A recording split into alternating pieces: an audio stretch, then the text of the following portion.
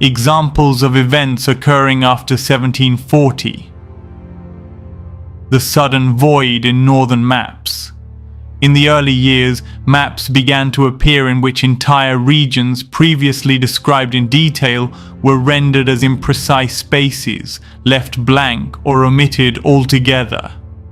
No transition is explained.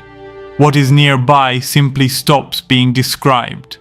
Hyperborea, Rupes nigra, for example, disappears from current maps. The same occurs with any southern island or land, and with all references to giants such as the Patagonies in any contemporary cartography.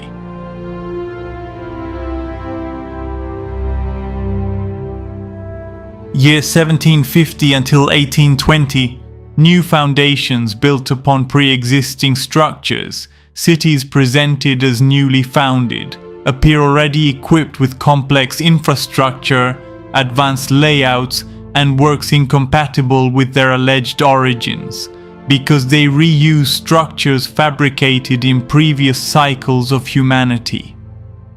Rather than investigating this inherited environment, attention is redirected toward the future, progress, growth, and expansion.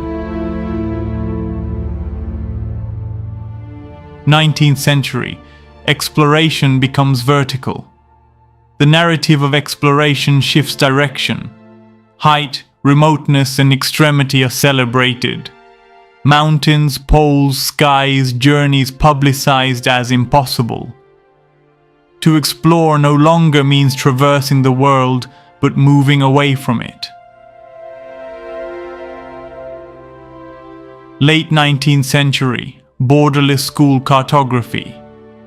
The map ceases to function as a tool and becomes a narrative illustration, causing the child to learn how to locate themselves within a scheme rather than within a territory, fracturing the very idea of discovery in the nearby environment. Early 20th century, the sky as destination. The sky shifts from reference to objective. Narratives of potential future travel into outer space are created. The collective imagination fills with stories in which the future lies above. What surrounds the subject loses symbolic value. The orientation pattern is engraved with clarity. To grow means to rise, and to remain is synonymous with stagnation. The immediate environment is never experienced as a place, but merely as a passage.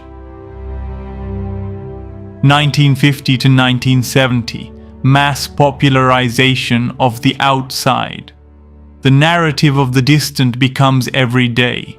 Images, news, promises. The collective gaze becomes accustomed to thinking that truth, progress, and meaning always lie elsewhere. While treaties and complex bases are established around the ice walls at the known edges, referred to as the Antarctic region. The orientation pattern is sustained by admiring what cannot be verified, dismissing direct experience, and installing the habit of looking one way, while elsewhere missions are carried out and concealed from the general population. Late 20th century visual saturation, screens, constant imagery, vertical and distant stimuli. The eye becomes accustomed to looking without stopping. The physical world loses intensity in comparison to the image. The orientation pattern elevates and fragments attention, causing the subject to inhabit a place without truly inhabiting it. 21st century, looking around as an anomaly. Anyone who pauses to observe their surroundings, to ask about limits, structures, or coherence is perceived as strange, conspiratorial, or outdated. Correct orientation no longer needs to be imposed, it defends itself. Common phrases intensify, such as, "We are in the 21st century and there are still people who believe in anything not aligned with the system." The orientation pattern ridicules dissent and socially penalizes the act of close observation, with the effect of permanently annihilating the idea that lands might exist which established maps do not show. In this way, the pattern ensures that most people come to defend the established system on their own.